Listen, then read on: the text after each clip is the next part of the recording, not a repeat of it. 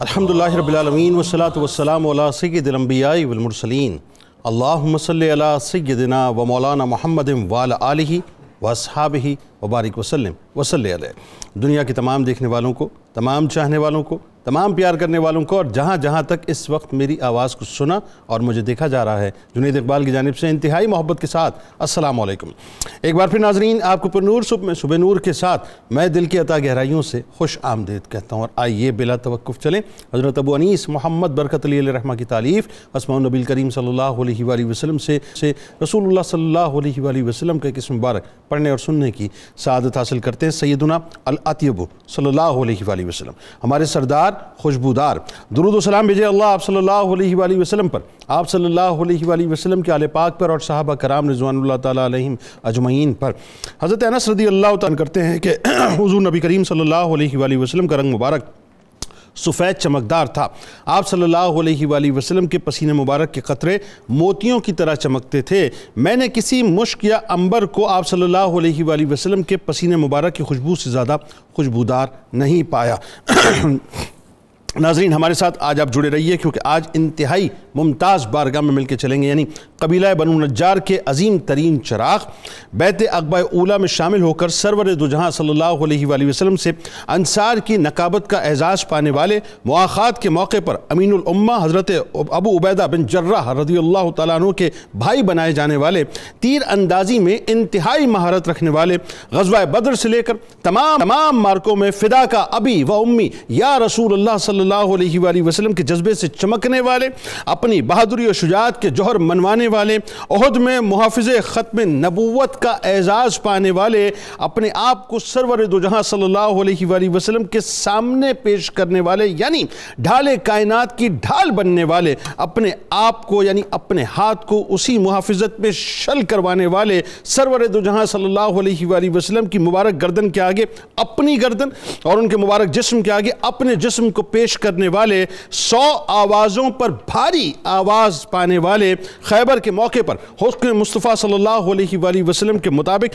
گدھے کا گوشت کھانے کی ممانعت کا اعلان کرنے والے، انتہائی بھاری بھرکم اور روبدار آواز سے نوازے جانے والے، حکم مصطفیٰ صلی اللہ علیہ وآلہ وسلم سے غزوات کے دوران آواز کے ذریعے دشمن پر روب طاری کرنے والے، غزوہ حنین میں 20 آدمیوں کو واصل جہنم کرنے والے، شجاعت کے ساتھ ساتھ سخاوت میں بھی اوج کمال کو پہنچنے والے، حج کے عظیم موقع پر اس کائنات کے سب سے عظیم خزانوں سے عظیم ترین خزانہ یعنی سرور دو جہاں صلی اللہ علیہ وآلہ وسلم کے بائیں جانب کے منہائے مبارک کو پانے والے، سرور دو جہاں صلی اللہ علیہ وآلہ وسلم سے بے انتہا محبت فرمانے والے، سرور دو جہاں صلی اللہ علیہ وآلہ وسلم کی بارگاہ میں ہدایے پیش کرنے والے، اس کائنات کے سب سے عظیم، سب سے منور، سب سے معطر حصے یعنی سرور دو جہاں صلی اللہ علیہ وآلہ وسلم کی قبر انور کو تیار کرنے کا انتہائی منفرد ترین اعزاز پانے والے، انصاریوں کے آسمان کے ستارے، سرور دو جہاں کے پیارے حضرت ابو طلحہ انصاری رضی اللہ تعالیٰ عنہ، وہ شاندار اور بے مثال صحابی رسول صلی اللہ علیہ وآلہ وسلم ہیں جن کی شجاعت بھی دیدنی ناظرین اور جن کی سخاوت بھی دیدنی ہے، جن کی پوری حیات طیبہ عشق رسول صلی اللہ علیہ وآلہ وسلم کی حسین ترین داستان سے مرقع و مرصع ہے، جن کا کردار دین اسلام کے لیے لازوال ہے، جن کی سخاوت بے مثل بھی ہے، بے مثال بھی ہے، جو اس درجے یعنی اس درجے نرم دل کے مالک تھے کہ اپنا اور اپنے گھر والوں کے منہ کا نوالا بھی مہمانوں کو پیش کر دیا کرتے تھے، جن کی شجاعت کا ناظرین یہ عالم تھا کہ 70 سال کی عمر میں بھی جب بڑھاپا ہے اور جسم مکمل طور پر نحیف ہو چکا ہے مگر شوق شہادت میں جہاد کا سامان لے کر بحری بیڑے کے ساتھ روانہ ہو گئے۔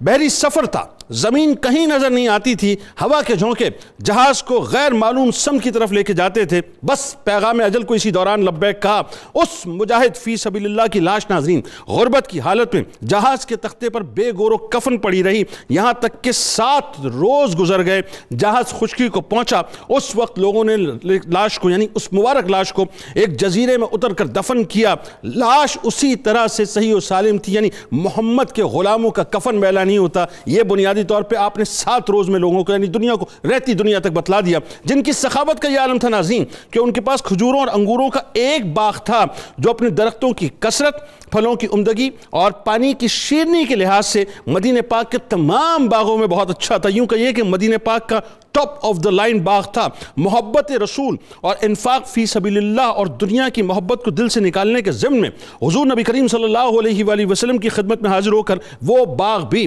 راہ خدا میں وقف کر دیا اور بارگاہ رسول صلی اللہ علیہ وآلہ وسلم میں عرض کیا کہ اللہ کے رسول صلی اللہ علیہ وآلہ وسلم آپ گواہ رہیں، میں اس باغ کو اللہ کی راہ میں صدقہ کر رہا ہوں، آپ اس کو جس مصرف میں چاہیں اس مصرف میں استعمال کر لیجئے۔ فضل و کمال میں ناظرین حضرت ابو طلحہ رضی اللہ تعالیٰ عنہ کو خاص رتبہ حاصل تھا۔ علامہ حافظ فرماتے ہیں کہ حضرت ابو طلحہ رضی اللہ تعالیٰ عنہ کے فضل و کمال کی طرف یعنی اس طرح سے وہ اشارہ فرماتے ہیں کہ وہ فضلائے صحابہ میں سے تھے۔ آپ رضی اللہ تعالیٰ عنہ کا ایک خاص وصف اخلاص تھا، وہ شہرت پسندی، ریاکاری اور نمود و نمائش سے مکمل طور پہ دور رہا کرتے تھے۔ آج ناظرین انہی کی بارگاہ میں مل کے چلیں گے اور ان کے قصے آپ کو سنائیں گے۔ ہمارے ساتھ آپ نے ضرور جڑے رہیں۔ 3 شخصیات ہمارے ساتھ موجود ہیں۔ پہلی شخصیت ممتاز عالم دین جناب مفتی ارشاد حسین سعیدی صاحب تشریف فرما ہیں۔ دوسری شخصیت ممتاز عالم دین جناب پروفیسر بشارت صدیق ہزاروی صاحب تشریف فرما ہیں، اور تیسری شخصیت ممتاز عالم دین جناب مفتی خلیل احمد یوسفی صاحب تشریف فرما ہیں۔ تینوں آپ کو السلام علیکم، خوش آمدید۔ اور آخر میں ملک کے معروف شناخت جناب محمد شاذیب جاوید گنجیالوی صاحب جو ہیں وہ منقبت کا نذرانہ پیش کریں گے۔ آغاز کرتے ہیں آپ سے مفتی صاحب۔ سب سے پہلے یہ فرمائیے حضرت ابو طلحہ انصاری رضی اللہ تعالیٰ عنہ، ایک تو ظاہر ہے آپ کا انٹروڈکشن، آپ کا قبیلہ کب ایمان لائے، کیسے ایمان لائے، بیعت عقبہ اولیٰ یہ بڑی ایک فضیلت والی بات تھی کہ اس پہ کیسے شرکت ہوئی، کیا منظرنامہ تھا، اور اللہ تعالیٰ نے جو پہلے ہی دن سے آپ کو جیسے ہی آپ داخل اسلام ہوئے تو وہ جو مقام و مرتبہ نقابت کا آپ کو ملا، آغاز فرمائیے۔ سبحان اللہ، میرے آقا صلی اللہ علیہ وسلم کا ایک ایک صحابی اپنی شان کے اندر اس قدر ممتاز اور منفرد ہے کہ جس جہت کو دیکھیے تو قابل رشک ہے، قابل تقلید ہے، اور ہمارے لیے ایمان اور ہدایت کی ایک روشنی ہے، بلکہ روشنی کا مینار ہے۔ حضرت ابو طلحہ زید بن سہل انصاری رضی اللہ تعالیٰ عنہ، آپ کا تعلق قبیلہ بنو نجار سے ہے، اور یہ حضور نبی اکرم صلی اللہ علیہ وسلم کے بھی ننہیال کا قبیلہ تھا، بلکہ حضرت عبد المطلب کے ننہیال کا بھی قبیلہ تھا بنو نجار۔ اور بنو نجار کی بچیوں نے جو آقا علیہ السلام کا ہجرت کے وقت استقبال کیا والہانہ محبت کے ساتھ، وہ آج تک تاریخ میں رقم ہے، بلکہ محبت اور استقبال کی مثال ہی وہیں سے لی جاتی ہے۔ انہی قبیلے کے یہ رئیس تھے حضرت ابو طلحہ انصاری۔ ان کا اصل نام زید بن سہل بن اسود بن حرام انصاری ہے رضی اللہ تعالیٰ عنہ، اور آپ کا جو سلسلہ نسب ہے اگر وہ حصول برکت اور یاد دہانی کے لیے اسے دیکھا اور پڑھا جائے تو زید بن سہل بن اسود بن حرام بن عمر بن زید بن عدی بن مالک بن النجار، تو یہ آپ کا سلسلہ نسب ہے۔ اور یہ بنو نجار جو تھے، جب آقا علیہ السلام مدینہ منورہ تشریف لائے اور مسجد نبوی کی تعمیر ہوئی تو یہ جو تھے حضرت ابو طلحہ انصاری رضی اللہ تعالیٰ عنہ، یہ مسجد نبوی کا جو مغربی کنارہ تھا،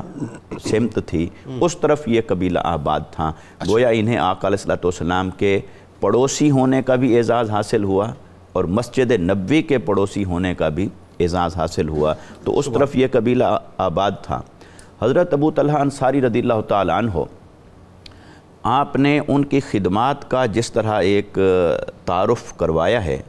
تو یقیناً وہ خدمات ان کی اتنی بے مثال ہیں، جس جہت سے دیکھیں، غزوات میں شرکت دیکھیں، مال کی قربانی دیکھیں، پھر جان کی قربانی دیکھیں، جان نثاری، آقا علیہ السلام کی ذات کے ساتھ وفاداری اور والہانہ پن، اور آقا علیہ السلام کس قدر ان پر اعتماد فرمایا کرتے تھے اور کن کن مواقع پر ان کو یاد فرمایا، وہ ساری مثالیں اس بات کی دلیل ہیں کہ آقا علیہ السلام کی ذات کے ساتھ ان کا جو تعلق تھا وہ تعلق محبت اور عشق کی ایک ایسی مثال بنتا ہے کہ جو قیامت تک آنے والے ہر مومن مسلمان کے لیے قابل تقلید ہے کہ آئیے اپنے نبی مکرم صلی اللہ علیہ وسلم سے محبت کرنی ہے تو یوں کیجئے کہ جان سے بھی گزر جائیں، مال سے بھی گزر جائیں، اہل و عیال سے بھی گزر جائیں۔ حضرت ابو طلحہ انصاری رضی اللہ تعالیٰ عنہ، آپ کے ایمان لانے کا جو واقعہ ہے، آپ نے بیعت عقبہ اولیٰ کے اندر آپ شریک تھے، پھر بیعت عقبہ ثانیہ کے اندر آپ شریک تھے۔ پہلے جو 12 افراد حاضر ہوئے آقا علیہ السلام کی بارگاہ میں، پھر 72 افراد شریک ہوئے مدینہ منورہ سے، تو یہ ان میں شریک تھے۔ اور آقا علیہ السلام نے جو 12 نقیب بنائے تھے اہل مدینہ کے اوپر، ان میں سے 9 نقباء جو تھے وہ اوس اور خزرج 2 قبیلے تھے، تو اوس میں سے 3 تھے نقیب اور خزرج میں سے 9 نقیب تھے۔ تو گویا کہ آپ کو بھی آقا علیہ السلام نے اپنے قبیلے کے اوپر نقیب مقرر فرمایا۔ تو گویا 12 ہستیاں جو منتخب ہوئیں بطور نقیب نگران اپنے قبیلے کے، تو ان میں سے حضرت ابو طلحہ انصاری رضی اللہ تعالیٰ عنہ کا بھی اس میں واقعات، یعنی ویری فرسٹ ڈے سے آپ کو عزت اور اکرام جو ہے۔ اچھا، لیکن جو آپ ایمان لانے کا واقعہ ہے وہ آپ اس سے پہلے ایمان لا چکے تھے، ٹھیک ہے، اور ایمان لانے کا واقعہ یہ جس دور میں ایمان لاتے ہیں تو حضرت موسیٰ بن عمیر رضی اللہ تعالیٰ عنہ، ان کو آقا علیہ السلام نے اسپیشلی مدینہ منورہ بھیجا تھا تبلیغ دین کے لیے، تو وہ وہاں پر گویا کہ آقا علیہ السلام کی تشریف آوری کے لیے ایک ماحول کو سازگار کیا جا رہا تھا، اور وہاں سے اسلام کی شمع روشن ہو رہی تھی۔ تو حضرت موسیٰ بن عمیر تو تبلیغ دین کے اندر مصروف رہتے تھے، تو حضرت سلیم رضی اللہ تعالیٰ عنہ وہ ایمان لا چکی تھیں، اور ان کے جو خاوند تھے، پہلے خاوند مالک بن ندر، وہ ان سے ناراض ہو گئے کہ بھی آپ اسلام کیوں لائیں، اور اسی ناراضگی میں وہ گھر بار چھوڑ کر چلے گئے، اور پھر وہ واپس نہیں آئے، ان کا ادھر ہی انتقال ہو گیا۔ اور وہ حضرت انس کے والد تھے، حضرت انس بن مالک، یہ جو نام آتا ہے تو حضرت انس کے والد حضرت مالک بن ندر تھے، حضرت نہیں، کیونکہ وہ مسلمان نہیں ہوئے، وہ حضرت سلیم کے ایمان لانے سے ناراض ہو کر وہ چلے جاتے ہیں۔ تو لہٰذا پھر حضرت سلیم کے پاس پیغام بھیجا حضرت ابو طلحہ انصاری نے نکاح کا، تو انہوں نے شرط رکھی ایمان کی، فرمایا کہ میرا مہر بھی ایمان ہے، یہی ایمان لانا ہے، اور اگر تم ایمان لے آؤ تو پھر میں نکاح کے لیے آمادہ ہوں۔ تو گویا کہ پھر آپ نے اس پر سوچ و بچار کیا، اور حضرت موسیٰ بن عمیر بھی تبلیغ دین کا چراغ روشن کیے ہوئے تھے، تو اللہ نے ان کو توفیق عطا کی، تو انہوں نے کلمہ پڑھا، یوں دین میں داخل ہوئے، اور پھر بیعت عقبہ اولیٰ میں شریک ہوئے، بیعت عقبہ ثانیہ میں شریک ہوئے، اور پھر آقا علیہ السلام کی ہجرت کے بعد پھر جو آپ کی خدمات ہیں ہر اعتبار سے وہ بے مثال ہیں، اور حضرت ابو طلحہ انصاری کی آقا علیہ السلام کی ذات کے ساتھ جو وابستگی اور وفاداری ہے وہ نقطہ کمال اور نقطہ عروج پر نظر آئے۔ بالکل ٹھیک ہے، اور یہ دیکھیں وہی بات ہے کہ کیا پریسیڈنٹ سیٹ کیا ہے صحابہ کرام رضوان اللہ تعالیٰ علیہ مجمعین نے اپنی حیات طیبہ میں، کہ مال کی بات آئی تو مال قربان کر دیا، اولادوں کی بات آئی تو اولادیں قربان کر دیں، جان کی بات آئی تو جان قربان کر دی، یعنی کچھ بھی اپنے پلے چھوڑا ہی نہیں۔ آج تو ہم بڑے چوزی ہو گئے نا، مطلب آج تو ہم دنیا میں اس حد تک غرق ہو گئے ہیں کہ اف اگر مگر بٹ میں لگ گئے کہ صاحب ہمیں آگے بڑھنا چاہیے کہ نہیں بڑھنا چاہیے، وہ پکار رہے ہیں مستقل پکار رہے ہیں، مستقل آہو بکا کر رہے ہیں، اور ہم مصلحت پسندی کا چولہ یا منافقانہ چولہ جو ہے وہ اڑ کے بیٹھے ہوئے۔ حضرت ابو طلحہ انصاری رضی اللہ تعالیٰ عنہ نے یہاں پہ اپنی شجاعت اور بہادری کے ذریعے سے بھی اور غزوات میں شرکت کا جو اعزاز حاصل کیا، اس نے بتلا دیا کہ رہتی دنیا تک صرف ایک ہی بات ہے، یا تو ہے یا نہیں ہے، بس دوسری کوئی بات نہیں۔ بتائیے ذرا۔ بسم اللہ الرحمن الرحیم والصلاة والسلام علی اشرف الانبیاء والمرسلین۔ جنید بھائی، جہاد ایک ایسا عمل ہے جس کی فضیلت قرآن میں بھی موجود ہے اور احادیث میں بھی موجود ہے، اور جہاد حق پرستی کی وہ جنگ ہے کہ جس میں ایک رات جاگنے والا 1000 راتوں میں 1000 راتیں عبادت کرنے والے سے بھی بڑھ کر ہے، اور جہاد ہی وہ عمل ہے کہ جس کے راستے میں خاک آلود ہونے والے قدموں کو یہ مجدہ سنایا گیا کہ ان قدموں کو جو جہاد میں اٹھے ہیں کبھی جہنم کی طرف نہیں گھسیٹا جائے گا۔ صحابہ کرام رضوان اللہ تعالیٰ علیہ مجمعین وہ نفوس قدسیہ ہیں کہ ان کو جب بھی اسلام کی سرحدوں کی دفاع کے لیے پکارا گیا، وہ اپنی جانیں ہتھیلی پر رکھ کر جذبہ جہاد سے سرشار ہو کر میدان جہاد میں نکلے ہیں۔ انہی نفوس قدسیہ میں سے حضرت سیدنا ابو طلحہ انصاری رضی اللہ تعالیٰ عنہ بھی ہیں۔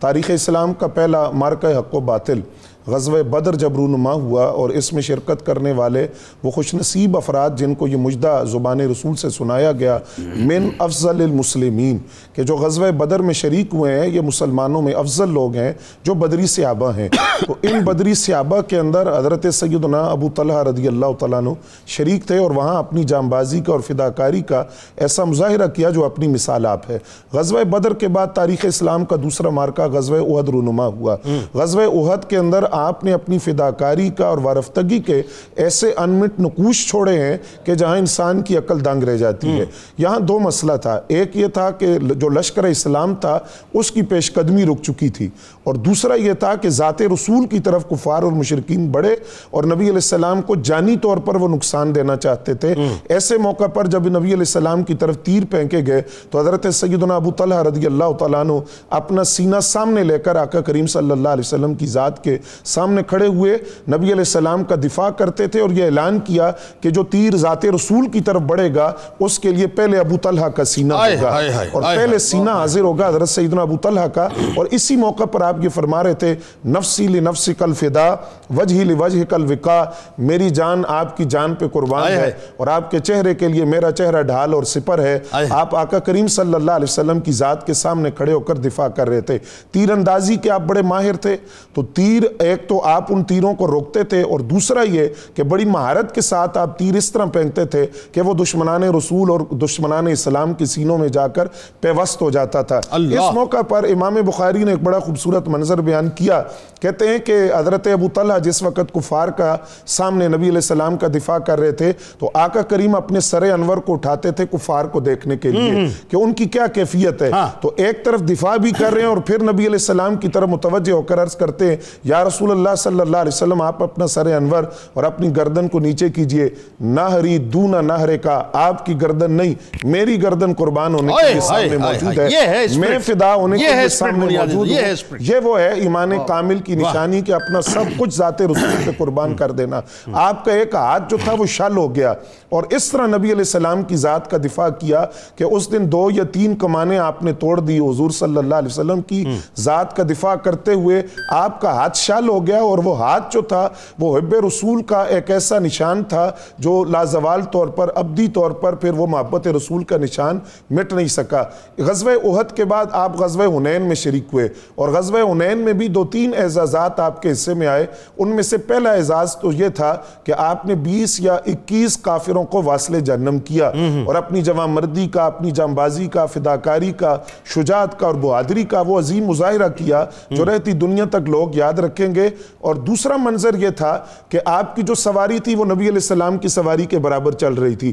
یہ جو منظر ہے بحیثیت ایک طالب علم میں یہ بات سمجھاؤں کہ یہاں بھی وہ نبی علیہ السلام کی ذات کا بطور خاص دفاع کا فریضہ سر انجام دے کہ سواری حضور کی سواری کے ساتھ چل رہی ہے۔ اور تیسرا منظر یہ تھا کہ اسی غزوہ خیبر کے اندر آقا کریم صلی اللہ علیہ وآلہ وسلم نے کچھ احکام بیان فرمائے تھے۔ ان میں سے ایک جو حکم تھا گدھے کی گوشت کے حرام ہونے کا حکم، اس کے لیے جس منادی کو منتخب کیا گیا اور نگاہ رسول نے جس کو منتخب کر کے یہ حکم دیا کہ یہ حکم تو میرا ہے، اور وہ اختیارات جو اللہ نے اپنے حبیب کو عطا فرمائے کہ آپ شارع ہیں، مقنن ہیں، قانون بناتے ہیں، شریعت آپ کی زبان اطہر کی طرف دیکھتی ہے، اس بنیاد پر آپ نے یہ اعلان کیا کہ گدھے کا گوشت حرام ہے۔ اور اس اعلان کو، حکم کو بیان کرنے کے لیے جس منادی کو منتخب کیا وہ حضرت ابو طلحہ انصاری رضی اللہ تعالیٰ عنہ تھے۔ یہ سارے اعزازات، یہ سارے تمغے ہیں جو حضرت ابو طلحہ رضی اللہ تعالیٰ عنہ کے سینے پر سجے ہوئے ہیں۔ سبحان اللہ۔ یعنی اور یہ آخر میں جس اعلان کی آپ نے بات فرمائی، بہت سے کم علم جو ہیں وہ ظاہر ہے اپنی کم علمی کی وجہ سے جو اس کو بھی حلال قرار دینا شروع ہو گئے۔ ان کو پتہ ہی نہیں ہے کہ جی صاحب مطلب سرکار مدینہ صلی اللہ علیہ وآلہ وسلم نے باقاعدہ اس کو حرام قرار بھی دیا اور اعلان بھی کروایا۔ اچھا اب ذرا یہ بتلائیے، ایک تو پہلو ظاہر ہے آپ کی ہستی کا، جیسا کہ میں نے آپ کو عرض کیا کہ ایک ایکسٹریم لیول ہوتا ہے محبت کا، فدائیت کا، کہ جہاں پہ انسان کہتا ہے کہ صاحب میں اپنے آپ کو قربان کر دوں گا، ختم، فنش، اب اس کے بعد مزید کوئی اور کچھ رہ نہیں جاتا۔ یہ ڈیڈیکیشن کی اپنی انتہا ہوتی ہے، وفاداری کی انتہا ہوتی ہے۔ ایک اور ڈیڈیکیشن جو ہے وہ بڑی کمال ہوتی ہے اس اعتبار سے کہ انسان کو جو سب سے زیادہ جس شے سے محبت اس دنیا میں ہوتی ہے وہ نوٹوں سے ہوتی ہے، مال سے ہوتی ہے نا، پاؤنڈز ہونے چاہیے، ڈالرز ہونے چاہیے، پیسے ہونے چاہیے۔ اور آج دیکھیے سارا تماشا دنیا کے اندر یہ سب سے بڑا فتنہ اس امت کا یہی ہے۔ سرکار نے فرمایا میری امت کا سب سے بڑا فتنہ یہی ہے۔ لیکن قربان جائیے صحابہ کرام رضوان اللہ تعالیٰ علیہم اجمعین پہ کہ انہوں نے تو کبھی مال کو کوئی اہمیت دی نہیں، ہاں اس مال کو اہمیت دی جو در مصطفیٰ سے بڑھتا ہے۔ تو سخاوت کے بارے میں ذرا آپ کی بتلائیے کہ سخاوت کیسی تھی آپ کی؟ بسم اللہ والصلاة والسلام علی رسول اللہ۔ جنید بھائی، اس کا ایک اصول ضابطہ پہلے ذہن میں ہونا چاہیے کہ سخاوت شروع سے ہی لوگ کرتے چلے آ رہے ہیں، لیکن ہر قوم، ہر امت نے سخاوت تب کی جب مال ان کے پاس بچ گیا، اور مسلمانوں نے وہ سخاوت کی جو ان کا اپنا ضرورت کا مال تھا۔ واہ واہ، یہ سب سے بڑا فرق ہے سخاوت کے اندر۔ حضور صلی اللہ تعالیٰ علیہ وسلم کی امت کا یہ خاصہ ہے کہ آپ ضرورت کی اشیاء بھی دے دیتے، کیونکہ قرآن مجید اس میں ہماری رہنمائی کر رہا ہے کہ لن تنالوا البر حتی تنفقوا مما تحبون، کہ تم اس وقت تک مومن صحیح ہو ہی نہیں سکتے جب تک اللہ کی راہ میں وہ شے نہ خرچ کرو جو تمہیں محبوب ہے۔ واہ واہ، وہ محبوب ہے تو ضرورت والی تو ہے۔ تو حضرت ابو طلحہ انصاری رضی اللہ تعالیٰ عنہ نے جب یہ بات سنی کہ اللہ تعالیٰ فرما رہا ہے محبوب ترین شے، ان کو پتہ تھا نبی صلی اللہ علیہ وسلم کو وہ میرا باغ بیروحا جو ہے وہ بڑا محبوب ہے، کہ آپ وہاں تشریف لاتے ہیں اور پانی پیتے ہیں اور وہاں سے راحت و سکون حاصل کرتے ہیں۔ تو انہوں نے جا کے نبی صلی اللہ علیہ وسلم کی بارگاہ میں وہ پیش کر دیا کہ حضور یہ میں نے آپ کی خدمت میں پیش کر دیا، آپ اس کا جس طرح مرضی استعمال کریں۔ تو آپ صلی اللہ علیہ وسلم کا یہ طریقہ کار ہوتا تھا، آپ کبھی بھی تحفہ رد نہیں فرماتے تھے، آپ نے پہلے اس کو قبول فرمایا، پھر اس کے بعد آپ نے ارشاد فرمایا ابو طلحہ انصاری آپ ان کو اپنے رشتہ داروں میں تقسیم فرمائیں۔ تو حضرت ابو طلحہ انصاری نے پھر اپنے رشتہ داروں میں ان کو تقسیم کیا۔ اس سے ہمیں یہ سبق ملا کہ اگر آپ کوئی شے بانٹنا چاہتے ہیں تو سب سے پہلے اپنے رشتہ داروں کی طرف جائیں، یہ محبت کے لیے سب سے بنیادی اور ضروری شے ہے۔ واہ واہ، اور سخاوت کے لیے حضور صلی اللہ علیہ وسلم کی حدیث مبارک ہے، آپ صلی اللہ تعالیٰ علیہ وسلم نے ارشاد فرمایا سخی اللہ تعالیٰ کے قریب ہوتا ہے، واہ، سخی لوگوں کے قریب ہوتا ہے، واہ، سخی جنت کے قریب ہوتا ہے، اور سخی جہنم سے دور ہوتا ہے۔ جبکہ اس کے مد مقابل اس کا برعکس ہوتا ہے کہ جو بخیل ہوتا ہے وہ اللہ سے بھی دور ہے، لوگوں سے بھی دور ہے، جنت سے بھی دور ہے، جہنم کے قریب ہے۔ بے شک۔ اور پھر ہمارے آقا صلی اللہ علیہ وسلم نے سخاوت کا ایک بہت بڑا ثمرہ امت کو بتایا، فرمایا جو سخاوت کرتا ہے، لوگوں کا خیال رکھتا ہے، اللہ تعالیٰ اس کی عمر لمبی فرما دیتا ہے۔ واہ، یہ ڈائٹنگ اور احتیاط یہ عمر لمبی نہیں کرتی، یہ عمر کو صحت والا کرتی ہیں، عمر کو لمبا حضور صلی اللہ علیہ وسلم کی دعائیں کرتی ہیں۔ کیا بات ہے، یعنی وہ ڈائٹنگ صحت بہت اچھا جملہ ہے، میں سمجھتا شاید اس بالکل ہی نہیں، بالکل صحیح ہے، بالکل صحیح، صحت دیتی ہے وہ لیکن عمر لمبی جو ہے لیکن عمر کو لمبا حضور صلی اللہ علیہ وسلم کی دعائیں کرتی ہیں۔ اور فرمایا جو بندہ سخاوت کرتا ہے اللہ تبارک و تعالیٰ اس کی عمر لمبی کر دیتا ہے۔ دوسرے نمبر پر فرمایا اس کے رزق میں وسعت پیدا فرما دیتا ہے۔ کیا اچھا ہے، کیا اچھا ہے۔ اور تیسرے نمبر پر فرمایا اللہ تعالیٰ اس کو بے خبری کی موت سے بچاتا ہے۔ یہ سب سے عام بات ہے، اچانک نہیں وہ فوت ہو جاتا بلکہ اثرات آتے ہیں، اور اس میں جو محدثین اس کے اندر نقطہ بیان کرتے ہیں وہ یہ کہ اللہ تعالیٰ موت سے پہلے اس کو اطلاع دے دیتا ہے کہ تیری روح قبض ہونے والی ہے، تیاری کر لے۔ اچھا، یہ سخاوت کی کیفیت ہے، یعنی سخی کا یہ پروٹوکول ہے۔ جی بالکل سخی کا یہ پروٹوکول۔ اور اللہ تبارک و تعالیٰ نے ان کے لیے جو قرآن مجید میں ایک لفظ استعمال کیا نا شحا کا، اس کی تفسیر میں مفسرین نے یہ بیان کیا کہ لوگوں کے مالوں کی طرف حرص کی نگاہ سے دیکھنا اور پھر اس کو حاصل کر کے اپنے پاس سمیٹے رکھنا، اللہ تعالیٰ نے رسول اللہ کے صحابہ کو اسے محفوظ کر دیا ہوا تھا۔ اچھا، حضرت ابو طلحہ انصاری رضی اللہ تعالیٰ عنہ کو یہ پرولیج ملی کہ ٹاپ آف دا لائن باغ تھا آپ کا ہے؟ جی بالکل، ہے نا، وہ باغ تھا جس کا پانی نبی صلی اللہ علیہ وسلم پسند فرماتے تھے اس کی مٹھاس کی وجہ سے۔ یعنی پورے مدینے، مجھے تو کسی روایت میں اور کوئی ایسا باغ اس کا ذکر نہیں ملا جس کا پانی خاص طور پہ اس ذکر سے آیا ہو کہ سرکار علیہ السلام اس کو نوش شیریں پانی تھا، اسی کو پسند فرماتے تھے۔ جی بالکل، آپ صلی اللہ علیہ وسلم اس سے محبت کرتے تھے، اس کو پسند کرتے تھے، اور جب آپ پانی پیتے تھے تو محدثین نے یہ لکھا کہ رسول اللہ صلی اللہ علیہ وسلم کے چہرے پہ مسکراہٹ آ جاتی تھی۔ یہ دل کی تسکین کی ایک کیفیت ہے کہ آپ اس پانی کو پی کے مسکراتے تھے، اور حضرت ابو طلحہ نے وہ سارے کا سارا باغ رسول اللہ کی خدمت میں پیش۔ دیکھیں نا صاحب، یہ اب اگین وہی بات آ گئی، اب یہ ظاہر ہے یہ ایک طرف تو ایمان قبول کرنے کے بعد جو ہے دین اسلام کی تبلیغ کا کام جو ہے وہ زور و شور سے چل رہا ہے، اس کے لیے ظاہر تندہی سے کام کر رہے ہیں، اپنا کاروبار بھی جو ساتھ ساتھ، یعنی اپنی جو دنیا ہے وہ بھی ساتھ ساتھ چل رہی ہے، لیکن وہ دنیا ایکچولی یوں کہہ لیجئے کہ وہ بیسیکلی وہ دنیا گم ہے دین کے سارے کاموں کے اندر، دین گم نہیں ہے دنیا کے کاموں کے اندر۔ میں اگین ریپیٹ کر رہا ہوں کہ وہ جو دنیا ہے نا وہ گم ہے دین کے کاموں کے اندر، دین گم نہیں ہوا دنیا کے کاموں کے اندر، مربوط کر دیا دنیا کے کاموں کو دین کے کاموں کے ساتھ، تو ہر وہ کام جو دنیا کا تھا وہ دین کا ہو گیا بنیادی طور پر۔ نتیجہ کیا نکلا؟ نتیجہ یہ نکلا کہ دنیا سے تو یوں سمجھ لیجئے کہ بے رغبتی پیدا ہو گئی نا۔ سرکار علیہ السلام نے فرمایا جہاد فبہا، سرکار علیہ السلام نے فرمایا مال فبہا، سرکار علیہ السلام نے فرمایا کہ شہادت फबिहा, यानी सब कुछ सरकार अलैहिस्सलाम की बारगाह में कुर्बान कर दिया। ये वो उनकी स्पिरिट थी जिस स्पिरिट को आज का मुसलमान फरामोश नहीं कर चुका, मुकम्मल तौर पर डिस्कार्ड कर चुका है, डिलीट कर चुका है अपनी, यूँ कह लीजिए कि अपना मेमोरी के अंदर से, अपने हाफजे के अंदर से, अपने वजूद में से या अपनी हस्ती में से। इसी वजह से हम आज पिट भी रहे हैं और इसी वजह से हम आज ज़िल्लत का शिकार भी हैं। सरकार की बारगाह में, उनकी आल की बारगाह में दुरूद पाक का नजराना पेश कीजिए। लौट के आपको बतलाते हैं कि अब ये अगेन वही बात है कि एक बड़ा ही हसीन वाक़या, मिस मत कीजिएगा, मेरे साथ रहिएगा, मेहमान नवाजी का वाक़या दुरूद पाक के बाद।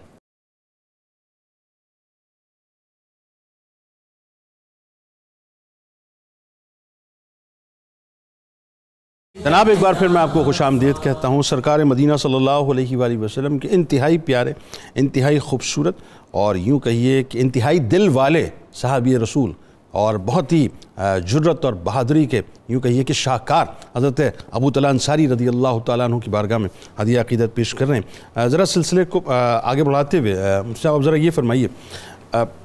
बहुत कमाल वाक़यात और ऐसे शानदार वाक़यात हमें सहाबा की ज़िंदगी में मिलते हैं जो जिनको जो है पढ़ के आप यकीन मानिए, अक्ल तो ज़ाहिर अक्ल का तो दखल ही नहीं है ना, वो तो तस्लीम ही नहीं, दिल तो अशश कर उठता है साहब कि क्या मोहब्बत के तकाज़े। अब जैसे एक मेहमान नवाजी का वाक़ा है, आपका और आपकी ज़ौजा का, वो जिस अंदाज से मेहमान नवाजी आपने सरकार अलैहिस्सलाम के मेहमान की फरमाई, वो ज़रा बतलाइए। और फिर मुतलकन ये जो उसलूब है, इसके बारे में कुरान क्या कहता है, ये भी ज़रा बतलाइए। सुभान अल्लाह, बहुत खूबसूरत वाक़या है हज़रत अबू तलहा अंसारी रज़ियल्लाहु तआला अन्हु का। आका अलैहिस्सलाम एक दिन अपनी मजलिस के अंदर तशरीफ़ फरमा है और एक मेहमान आ जाता है और आका अलैहिस्सलाम अपने सहाबाए किराम से फरमाते हैं कि तुम में से कोई है जो इस मेहमान को ले जाए और इनकी खातिरदारी करे, खिदमत करे और इनको रात अपने पास ठहराए, और अल्लाह तबारक व तआला इसके बदले में उसे अपनी रहमत से नवाजेगा। कमाल ये, सुभान अल्लाह, कमाल ये है कि वो अननोन आदमी है जी, अननोन शख्सियत है, नोन नहीं है जी, बिल्कुल ऐसे ही है। तो वो आका अलैहिस्सलाम ने जो ही ये फरमाया तो हज़रत अबू तलहा अंसारी रज़ियल्लाहु तआला अन्हु खड़े हो गए, अर्ज़ की या रसूलल्लाह सल्लल्लाहु अलैहि वसल्लम, मैं हाज़िर हूँ, मुझे ये सादत बख्शिए। तो आका अलैहिस्सलाम ने उन्हें इजाज़त मरहमत फरमाई। वो उस मेहमान को लेकर अपने घर आते हैं। अच्छा, हालांकि उनके इल्म में था कि हमारे पास खाने पीने का सिर्फ इतना ही है जितना कि हम और हमारे बच्चे खा पी सकते हैं, मुश्किल से वो भी, इसके अलावा उनके पास खाने पीने के लिए कुछ नहीं था। ये बात उनके इल्म में थी। लेकिन चूँकि आका अलैहिस्सलाम की तरफ से ये फरमान आया था और आपने जो ही इरादा कर लिया कि वो सब कुछ कुर्बान कर देंगे और अपने हिस्से का खाना भी मेहमान को पेश कर देंगे, तो फ़ौरन हामी भरी ले गए।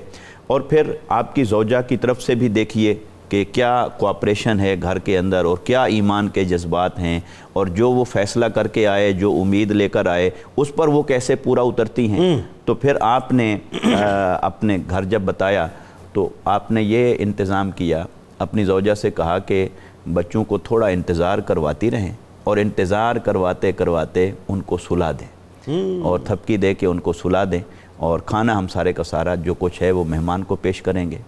तो फिर वो ऐसे ही करती हैं। देखिए, बच्चे हैं और अपने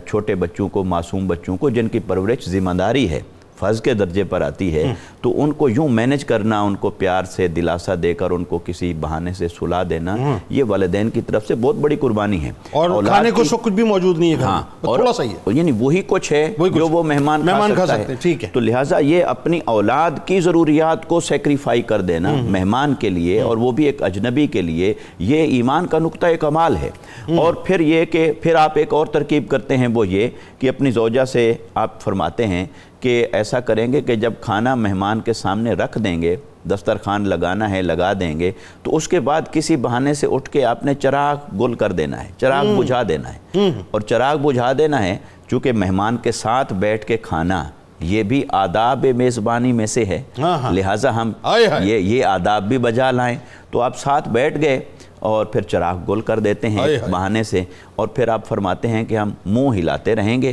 ताकि आवाज़ आती रहे थोड़ी थोड़ी और ऐसा महसूस हो कि हम भी खा रहे हैं। यानी हम पेंट करते रहेंगे कि हम खा रहे हैं, लेकिन हम खा नहीं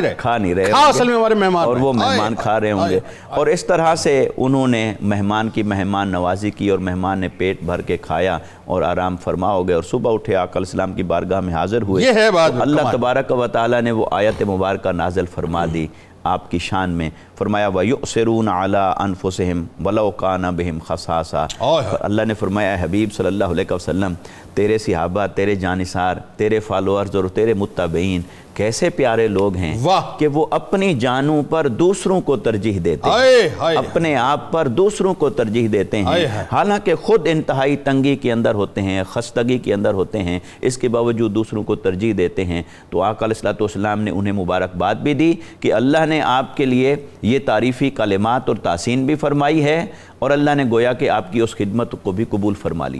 اب یہ جو حضرت ابو طلحہ انصاری رضی اللہ تعالیٰ عنہ کا واقعہ ہے، تو یہ آقا علیہ السلام کی تعلیمات سے اور صحابہ کرام کی سنت اور اتباع سے ہمیں جو سبق دے رہا ہے، اس کو جب ہم قرآن کے پیرائے میں دیکھتے ہیں اور آقا علیہ السلام کی دیگر احادیث اور سنت مبارکہ کے پیرائے میں دیکھتے ہیں، تو قرآن میں تو دیکھیے تو حضرت ابراہیم علیہ السلام کی مہمان نوازی کا واقعہ کس تفصیل اور حسن کے ساتھ اللہ تعالیٰ نے بیان فرمایا کہ حضرت ابراہیم علیہ السلام کے پاس 2 فرشتے آتے ہیں، تھے انسانی شکل میں، تو حضرت ابراہیم علیہ السلام پہلی توجہ مہمان نوازی کی طرف گئی، ان کی جانچ پڑتال کی طرف نہیں گئی، ورنہ آپ نگاہ نبوت سے دیکھتے تو پہلی نظر میں انہیں پہچان لیتے کہ یہ فرشتے ہیں، لیکن پہلی توجہ آپ کی وہ مہمان نوازی کی طرف جاتی ہے۔ آپ جاتے ہیں، پورا بچڑا ذبح کرتے ہیں، پکا کے سامنے رکھ دیتے ہیں، اور جب سامنے رکھا تو انہوں نے کھانے کے لیے ہاتھ نہیں بڑھایا، اور پھر آپ نے نگاہ نبوت سے توجہ کی تو پھر آپ نے پہچان لیا کہ یہ تو ملائکہ ہیں۔ تو گویا کہ قرآن نے ان کی اس مہمان نوازی کا ذکر فرمایا۔ اسی طرح آقا علیہ السلام کی مہمان نوازی کا یہ عالم ہے کہ پہلی وحی کے نزول کے بعد جب حضرت خدیجہ رضی اللہ تعالیٰ عنہ نے آقا علیہ السلام کو کلمات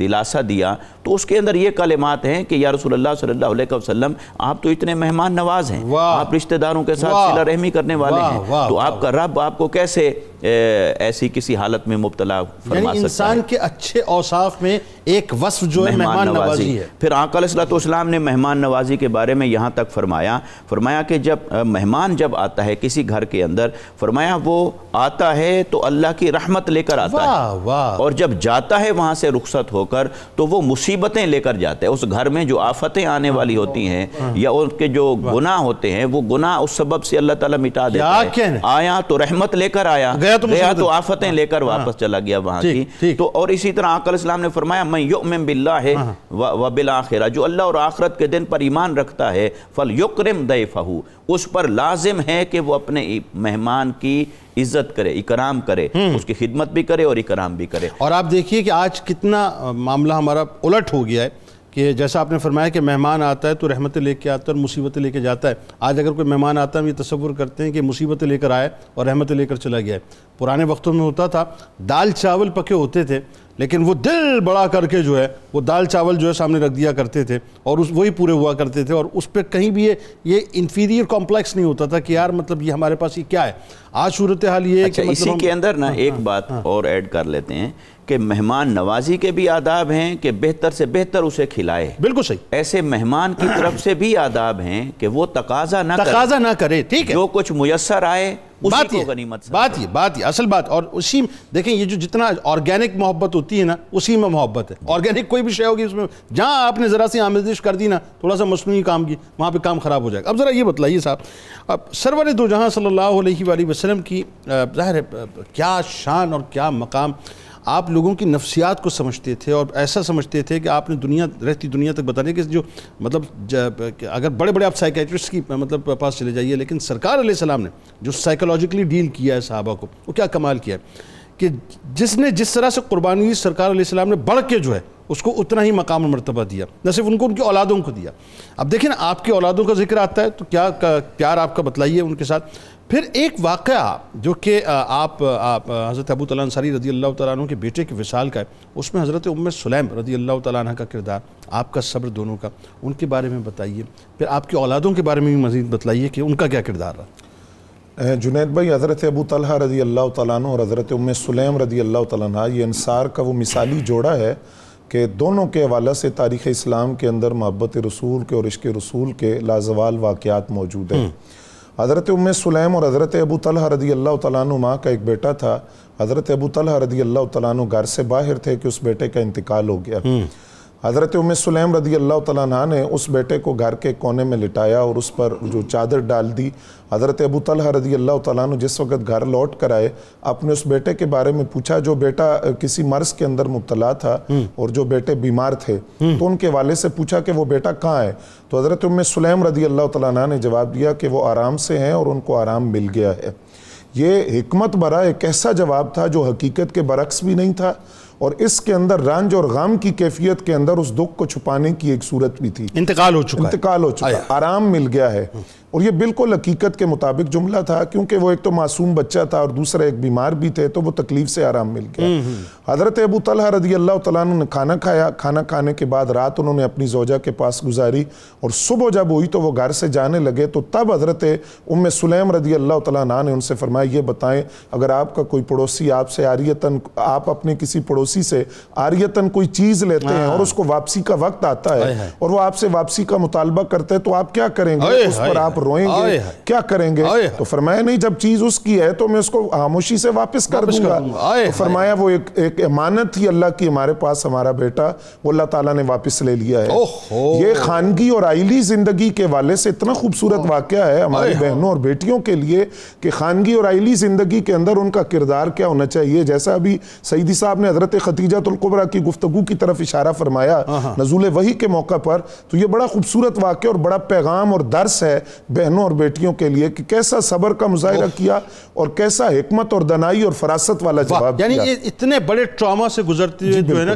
کتنا تدبر سے کام لینا ہے اور کس طرح اس اطلاع کو اپنے شوہر تک پہنچانا ہے، یہ بڑی اہم ترین بات ہے. اچھا، آقا کریم صلی اللہ علیہ وآلہ وسلم کو اس کی خبر ہوئی تو نبی علیہ السلام نے یہ جنازہ پڑھایا، اور جنازہ پڑھانے کے بعد جب وہ سارا واقعہ بیان کیا گیا کہ رات کس کیفیت میں گزری، کس قدر صبر کیا گیا، تو اس میں نبی علیہ السلام نے فرمایا اللہ تمہاری اس رات کے اندر تمہیں برکت عطا فرمائے. حضرت ام سلیم اور حضرت ابو طلحہ رضی اللہ تعالیٰ عنہ کے یہ جو بیٹے تھے جن کا انتقال ہوا، ان کو ابو عمیر کہا جاتا تھا. یہ بڑے وجیح اور خوبصورت ہے اور نبی علیہ السلام ان سے بڑی محبت فرماتے تھے. اور آقا کریم صلی اللہ علیہ وسلم کی محبت کا ایک منظر جس میں نبی علیہ السلام کی خوش طبعی اور مزاح جو آپ کی ذات میں پایا جاتا تھا، اس کی ایک جھلک بھی نظر آتی ہے کہ یہ جو ابو عمیر جن کا انتقال ہوا تھا، انہوں نے ایک چڑیا رکھی ہوئی تھی اور اس چڑیا سے یہ بڑی محبت کرتے تھے. اور جب یہ نبی علیہ السلام کی خدمت میں حاضر ہوتے تو حضور ان کی دلجوئی کے لیے فرماتے، جس طرح بعض روایات میں ہے کہ وہ چڑیا جو تھی وہ مر گئی تھی، تو آپ مزاح کے لیے، خوش طبعی کے لیے، دلجوئی کے لیے فرماتے یا ابا عمیر ما فعل النغیر، اے ابو عمیر وہ تیری چڑیا کا کیا بنا، وہ تیری چڑیا کا کیا ہوا؟ تو وہ ان کی دلجوئی ہو جاتی، خوش ہو جاتے. تو یہ وہ بچے تھے جن کا انتقال ہوا تھا. اب نبی علیہ السلام کی دعا بھی تھی کہ اللہ تعالیٰ آپ کو برکت عطا فرمائے، جو صبر آپ نے کیا ہے. اعلیٰ حضرت فرماتے ہیں اجابت کا صحرا عنایت کا جوڑا، دلہن بن کے نکلی دعائے محمد، اجابت نے جھک کر گلے سے لگایا، بڑھی ناز سے جب دعائے محمد. تو یہ آقا کریم کی دعا تھی. اللہ تعالیٰ نے کیسی برکت دی کہ ان کے ایک صاحبزادے حضرت عبداللہ بن ابی طلحہ جو حضرت ابو طلحہ کے صاحبزادے تھے، ان کی پیدائش ہوئی. اور جب پیدائش ہوئی تو پھر اس جوڑے کی محبت دیکھیے، انہوں نے یہ طے کیا کہ بچے کو دودھ تب تک نہیں پلانا جب تک نبی علیہ السلام کی خدمت میں حاضر نہ کر دیا جائے. حضرت عبداللہ بن ابی طلحہ کو نبی علیہ السلام کی خدمت میں لایا گیا. آپ کے پاس ایک چھوارا تھا، آپ نے اس کو چبا کر گٹی دی بچے کو. اچھا جنید بھائی، یہ بھی بڑا خوبصورت منظر ہے کہ وہ ابھی بالکل نومولود ہیں، تو وہ گٹی جب نبی علیہ السلام نے ان کے منہ میں ڈالی تو حدیث کے لفظ ہیں کہ وہ اپنے مسوڑوں میں اس کو دبا رہے تھے اس گٹی کو. تو نبی علیہ السلام بڑے خوش ہوئے اور آپ نے فرمایا انصار چھواروں سے فطرتی محبت کرتے ہیں. اس بچے کو دیکھ کر فرمایا. اس کے بعد نبی علیہ السلام نے عبداللہ نام بھی ان کا خود رکھا. اور وہ جو دعا تھی نبی علیہ السلام کی برکت کی، اس کا اثر یہ ہوا کہ حضرت ابو طلحہ کی اولاد میں آگے 9 بیٹے ایسے تھے جو قرآن کے عالم اور حافظ بنے. ان میں سے ایک کا نام اسحاق تھا، ایک حضرت اسماعیل تھے، ایک حضرت یعقوب تھے، حضرت عمیر، حضرت عمر، حضرت عبداللہ، حضرت محمد، حضرت زید، حضرت قاسم. یہ آپ کی اولاد میں سے 9 بیٹے جو قرآن کے عالم اور حافظ بنے. اور جو حضرت عبداللہ بن ابی طلحہ تھے، ان کی اولاد کا سلسلہ بھی جس طرح آگے چلتا ہے تو ان کے 2 بیٹے اسحاق اور عبداللہ تھے. اسی طرح اسحاق کے ایک بیٹے تھے یحییٰ. اور یہ ساری وہ شخصیات ہیں کہ جو اپنے زمانے میں فن حدیث کے امام سمجھے جاتے تھے اور حدیث کے حوالے سے ان کی طرف رجوع کیا جاتا تھا اور ان سے حدیث کو روایت کیا جاتا تھا. تو یہ وہ نبی علیہ السلام کی دعا تھی جس کی برکت کا اثر دیکھا. اور یہ جو واقعات ہیں تاریخ اسلام کے، حضرت ابو طلحہ اور حضرت ام سلیم، اور یہ حضرت ام سلیم وہی ہیں، یہ وہی ہیں جنہوں نے نبی علیہ السلام کا پسینہ ایک شیشی میں جمع کر کے یہ عقیدہ دیا تھا کہ عطروں سے بڑھ کر تیرا پسینہ. یہ وہ جوڑا تھا کہ جنہوں نے اپنے کردار سے اپنے اخلاق سے دنیا تک ایک مثال بھی قائم کی اور اخلاقیات کے حوالے سے ایک درس بھی. اب ذرا آخر مفتی صاحب یہ فرمائیے کہ حضرت ابو طلحہ رضی اللہ تعالیٰ عنہ ظاہر یہ آپ کی خاص یوں کہیے کہ انسٹنکٹ میں جہاد کی جو محبت تھی وہ موجود تھی. اور یہ آپ دیکھیے جس صحابی کو ہم نے دیکھا صاحب وہ تو بس کٹنے اور مرنے کو تیار تھا. اگین وہی بات ہے صاحب کہ آج جو ہے ہم اپنے آپ کو بچاتے ہیں, اپنی دولت کو بچاتے ہیں, اپنی زندگیوں کو بچاتے ہیں, اپنے لیوش لائف اسٹائل کو بچاتے ہیں. وہاں تو وہ سب کچھ دینے کے لیے تیار ہوا کرتے تھے. تو دوران جہاد جس طرح سے آپ کا وصال, پہلے تو جہاد میں جو گئے وہ جو منظرنامہ وہ پورا بتلائیے کیا تھا, کس طرح سے آپ کا وصال پاک ہوا, اس کا بڑا ایک انوکھا واقعہ ہے, اور پھر آپ کی مرویات کے بارے میں بھی ضرور فرمائیے. جنید بھائی, نبی صلی اللہ تعالیٰ علیہ وسلم نے اپنے تمام اصحاب اور امت کی تربیت ایسے کی ہوئی ہے کہ جو بھی بندہ حضور پاک صلی اللہ علیہ وسلم کی تعلیمات کو پڑھتا ہے نا تو اس کے اندر جذبہ جہاد پیدا ہو جاتا. صرف اسی کے اندر نہیں پیدا ہوتا جس نے پڑھا نہیں ہے. جس نے پڑھ لیا نا نبی صلی اللہ علیہ وسلم کے حدیث کو, اس کا دل کرتا ہے میں ابھی جہاد پہ چلا جاؤں. انہوں نے حضور پاک صلی اللہ علیہ وسلم کے ساتھ جہاد کیا, سیدنا ابو بکر صدیق, سیدنا عمر بن خطاب رضی اللہ تعالیٰ عنہما کے ساتھ جہاد کیا. جب ایک دن بڑھاپے کے عالم میں 70 سال عمر ہے, قرآن شریف کی آیت پڑھیں انفروا خفافا وثقالا, تو کہنے لگے اللہ تعالیٰ نے تو بوڑھے اور جوان سبھی پہ جہاد فرض کیا ہوا, میں کیوں بیٹھا ہوا ہوں. گھر والوں سے کہا ساز و سامان تیار کریں, میں نے جہاد پہ جانا. انہوں نے منع کیا کہ آپ بوڑھے ہو گئے ہیں, آپ نے بڑے اعلیٰ دور دیکھے ہوئے ہیں, بڑا جہاد کیا ہوا, اب ہمیں کرنے دیں. آپ نے کہا نہیں, بوڑھے بھی جہاد میں جائیں گے. تو آپ نے تیاری کروائی اور جہاد کے لیے اس لشکر میں شامل ہوئے جو سمندری سفر پر جا رہا تھا, اور وہاں آپ کا وصال ہوا. جاتے ہی تو آپ کی تدفین کے لیے کوئی جگہ نہیں تھی, تو 7 دن, بعضوں نے 6 دن لکھے ہیں, بعضوں نے 7 دن لکھے ہیں, اتنے دن آپ اسی کشتی میں سوار رہے اور آپ کا جسم مبارک تر و تازہ رہا. اور پھر جب آپ کو کوئی خشکی میسر آئی اصحاب کو تو پھر آپ کی قبر شریف میں آپ کو اتارا گیا. یعنی یہ بھی آپ کی کرامت تھی. جی. اور پھر جو آپ کی مرویات ہیں وہ بڑی خوبصورت ہے, اور آج کے دور میں 2 باتیں ان میں سب سے اہم ہیں. نمبر 1 فرمائیے کہ حضرت ابو طلحہ انصاری رضی اللہ تعالیٰ عنہ نے یہ حدیث بیان کی کہ گھر کب اللہ کی رحمت سے خالی ہو جاتا. آج گھر رحمتوں سے خالی ہے. وہ کیا فرمایا, جس گھر میں تصویریں لگائی جائیں وہاں رحمت کے فرشتے نہیں آتے. بڑی عام سی بات ہے. حضور صلی اللہ علیہ وسلم نے مختلف حدیث میں 3 باتیں بیان کی. فرشتے اس گھر میں نہیں آتے جس میں تصویر ہو, اس گھر میں نہیں آتے جس میں کتا بطور شوق رکھا جائے, حفاظت کے لیے ہو تو باہر. اب تو پالا جاتا ہے, مطلب بیبی کہا جاتا ہے, یہ میرا بیبی ہے. ہاں جی. اور تیسرے نمبر پر فرمایا جہاں ناپاک آدمی سویا ہو وہاں بھی رحمت کا فرشتہ نہیں. جہاں ناپاک آدمی غسل کی حاجت تھی نہیں کیا اور ویسے ہی سو گیا, وہاں بھی رحمت کا فرشتہ اتنی دیر داخل. تقوی کا تقاضا یہ ہے کہ انسان غسل کر لے. بالکل کر. پھر نبی صلی اللہ تعالیٰ علیہ وسلم کی ایک حدیث روایت کرتے ہیں کہ میں ایک دن گیا تو نبی صلی اللہ تعالیٰ علیہ وسلم مسکرا رہے تھے, خوشگوار موڈ میں تھے. تو میں نے عرض کی میرے آقا کریم صلی اللہ علیہ وسلم آج آپ روٹین سے زائد کچھ خوش ہیں, اس کی خوشی کی کیا وجہ؟ تو آپ نے فرمایا حضرت جبرائیل علیہ السلام میرے پاس آئے ہیں, انہوں نے مجھے بتایا کہ اے اللہ کے حبیب صلی اللہ علیہ وسلم, جو آپ کا امت یا آپ پر 1 مرتبہ درود شریف پڑھے گا نا تو اللہ تعالیٰ اس کے اوپر 10 رحمتیں فرمائے گا. محدثین نے کہا حضور صلی اللہ علیہ وسلم درود شریف پڑھنے کی وجہ سے خوش نہیں تھے بلکہ اس وجہ سے خوش تھے کہ جب یہ درود شریف پڑھے گا تو اللہ کی 10 رحمتیں اس پہ نازل ہوں گی. کیا کہنے, تو امت پر رحمت کے نزول کے سبب سے حضور صلی اللہ علیہ وسلم خوش تھے. اور پھر نبی صلی اللہ علیہ وسلم نے آپ کی طرف سے ایک حدیث مروی ہے کہ حضور پاک صلی اللہ علیہ وسلم بدر کی لڑائی کے بعد وہاں قیام کے لیے 3 دن بیٹھ گئے, اور یہ آپ صلی اللہ علیہ وسلم کا دلیرانہ پہلو ہوتا تھا کہ جہاد ختم ہونے کے بعد 3 دن وہاں قیام کرتے تھے, اس لیے کہ اگر کوئی اس وہم و گمان میں ہے کہ ہمیں موقع نہیں ملا تو ہم یہاں بیٹھے دوبارہ آ جائے تاکہ ہم اس کی طاقت کا دوبارہ سے بھی جواب دے دیں گے. تو حضرت ابو طلحہ انصاری کہتے ہیں بدر کے بعد حضور صلی اللہ علیہ وسلم نے وہاں قیام 3 دن فرمایا, اور پھر عتبہ, شیبہ اور ابو البختری کو آپ نے ان کی لاشوں کے قریب جا کے کہا, فرمایا دیکھو اللہ نے ہم سے جو وعدہ کیا وہ سچا ہو گیا, بتاؤ تمہارے ساتھ کیا بنی. تو حضرت عمر بن خطاب رضی اللہ تعالیٰ عنہ کہنے لگے حضور یہ سنتے؟ آپ نے فرمایا تم ان سے زیادہ نہیں سنتے.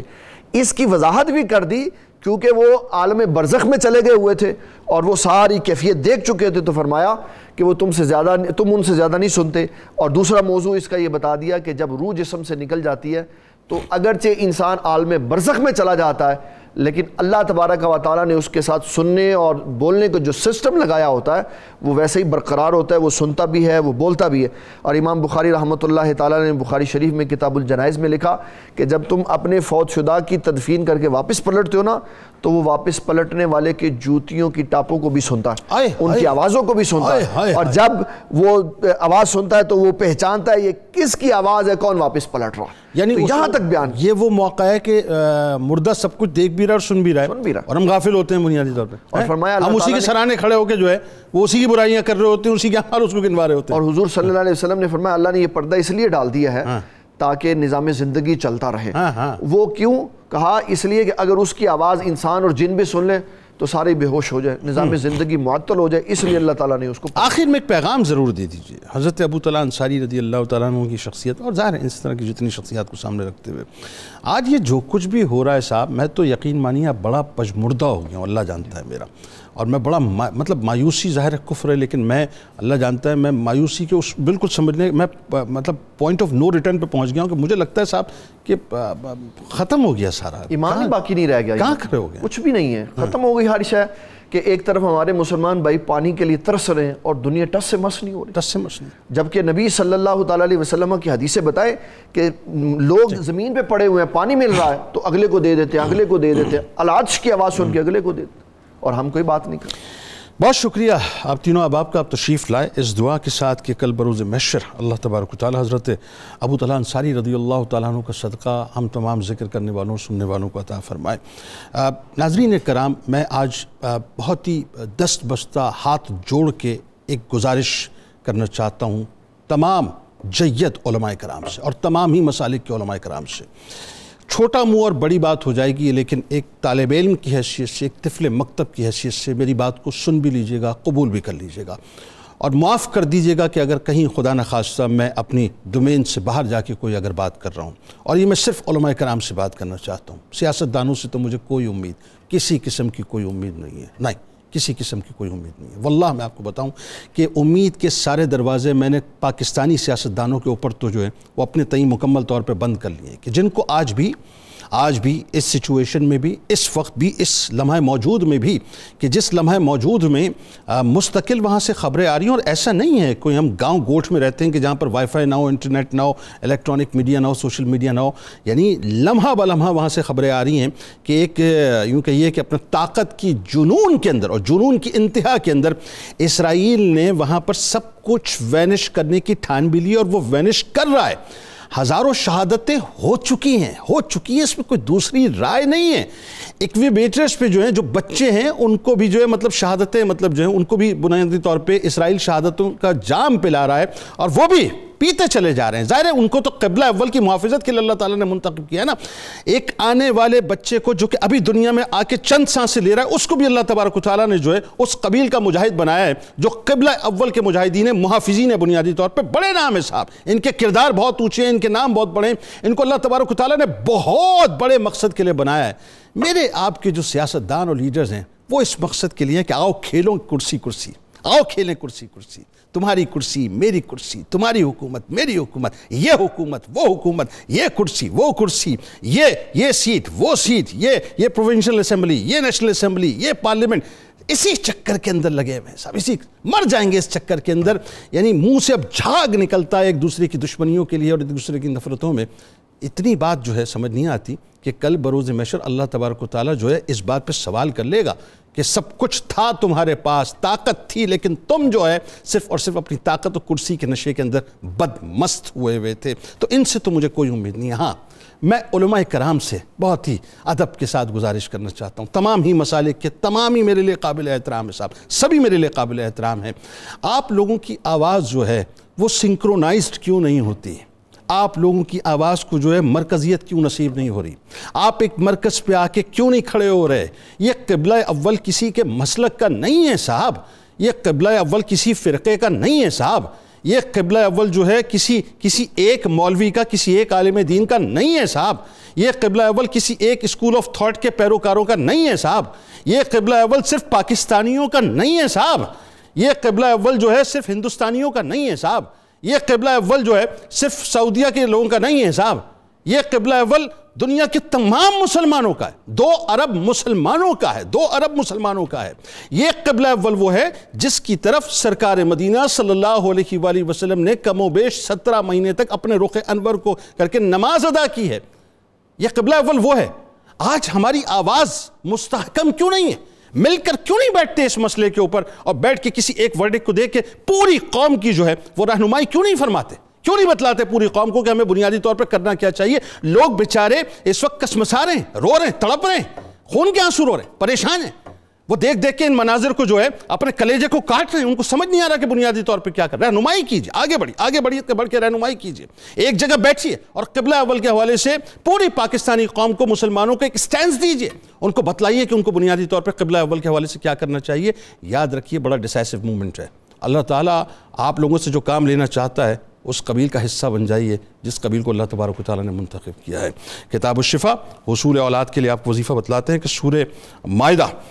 کی آیت نمبر 17 روزانہ 300 مرتبہ پڑھ کر کسی میٹھی چیز پر دم کر کے زوجین مل کر کھائیں۔ اس عمل کو 41 دن تک بلا ناغہ مکمل کریں، انشاءاللہ جلد خوشخبری نصیب ہوگی۔ صدقے دل سے یعنی جو بنیادی طور پہ جو وظائف ہیں اس کو صدقے دل سے کریں، یہ انشاءاللہ آپ کو فائدہ دے گا۔ حضور غوث الاعظم صغیر حضرت شیخ عبدالقادر جیلانی رضی اللہ تعالیٰ عنہ کا قول مبارک ہے کہ اپنا سب کچھ اللہ کے حوالے کر دو،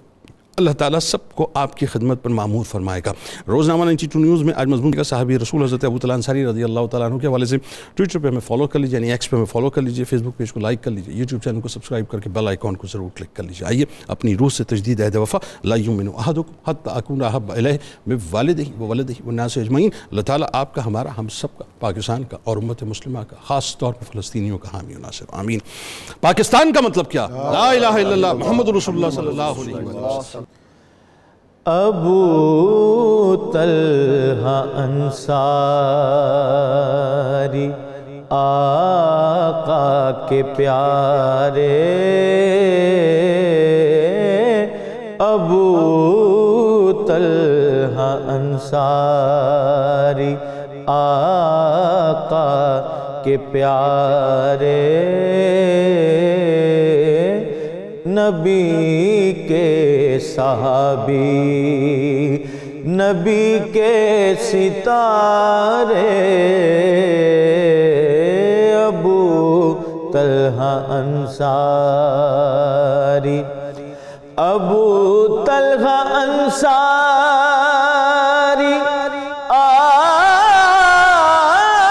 آقا کے پیارے،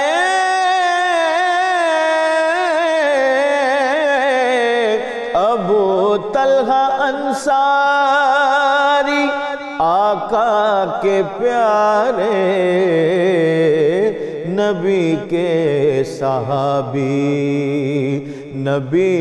کے ستارے، نبی کے صحابی، مجاہد تھے دین کے، غنی تھے، سخی تھے،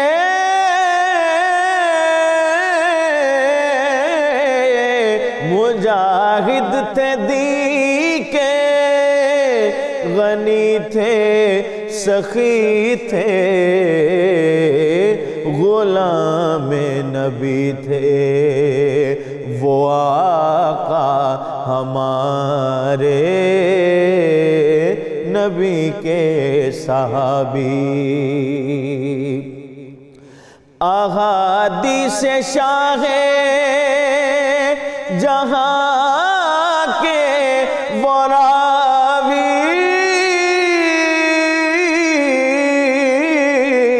احادیث شاہ جہاں کے وہ راوی، رخ مصطفیٰ کے تھے کرتے نظارے، ابو طلحہ انصاری، شہادت کی رکھتے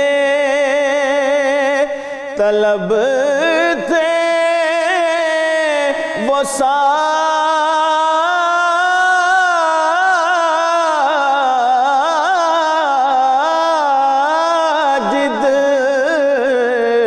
شہادت کی رکھتے